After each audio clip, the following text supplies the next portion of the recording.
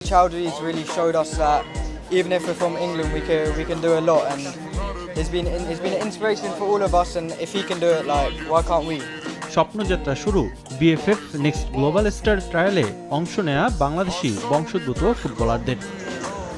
Trial শুরুর আগে জাতীয় স্টেডিয়ামে ফুটবলারদের পরিচয় পর্ব অনুষ্ঠিত হয়। এরপর স্টেডিয়ামের মাঠ ও ফ্যাসিলিটি ঘুরে দেখেন খেলোয়াড়রা।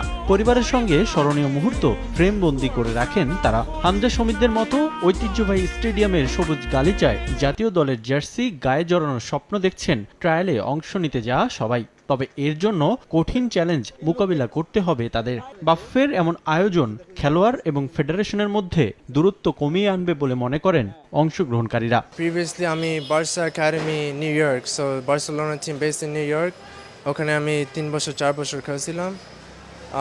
এখন আমি ট্রায়ালের জন্য চান্স পাইছি, এখন বাংলাদেশে আসছি।